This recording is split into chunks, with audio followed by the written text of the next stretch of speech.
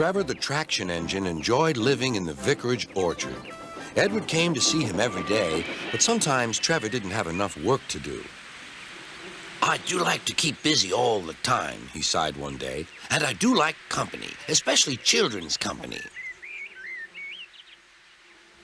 Cheer up, smiled Edward. Sir Topham Hatt has work for you at his new harbor. I'm to take you to meet Thomas today. Oh, exclaimed Trevor happily. A harbor, the seaside. Children, that will be lovely.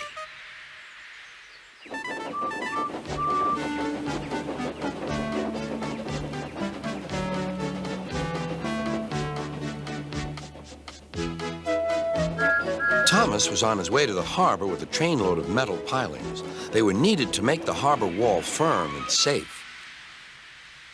Hello, Thomas, said Edward. This is Trevor, a friend of mine. He's a traction engine. Thomas eyed the newcomer doubtfully. A what engine? A traction engine, Explained Trevor. I run on roads instead of rails. Can you take me to the harbor, please? Sir Topham Hatt has a job for me. Yes, of course, replied Thomas, but he was still puzzled. Workmen coupled Trevor's car to Thomas's train, and soon they were ready to start their journey.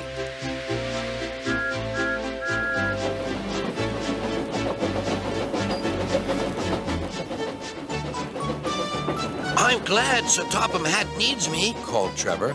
I don't have enough to do sometimes, you know, although I can work anywhere, in orchards, on farms, in scrapyards, even at harbors. But you don't run on rails, puffed Thomas. I'm a traction engine. I don't need rails to be useful, Replied Trevor. You wait and see.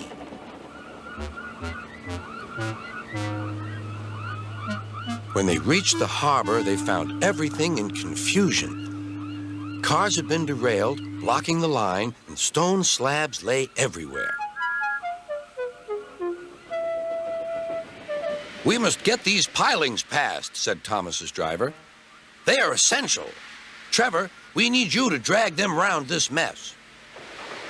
Just the sort of job I like, Replied Trevor. Now you'll see, Thomas. I'll soon show you what traction engines can do. Trevor was as good as his word.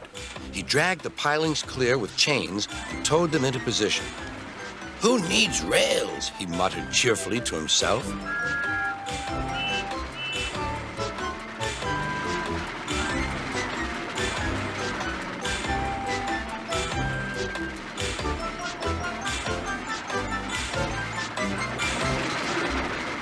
Later, Thomas brought Annie and Clarabelle to visit him.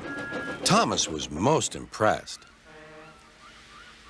Now I understand how useful a traction engine can be. The coaches were full of children. Trevor gave them rides along the harbor. He liked this best of all.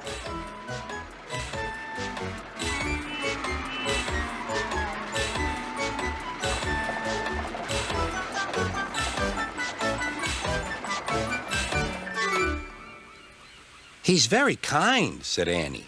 He reminds me of Thomas, added Clarabelle.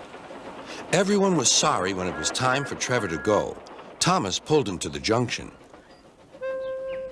A small tear came into Trevor's eye. Thomas pretended not to see. He whistled gaily to make Trevor happy. I'll come and see you if I can, he promised. The vicar will look after you, and there's plenty of work for you now at the orchard, but we may need you again at the harbor someday. That would be wonderful, said Trevor. That evening, Trevor stood remembering his new friend Thomas, the harbor, and most of all, the children. Then he went happily to sleep in the shed at the bottom of the orchard.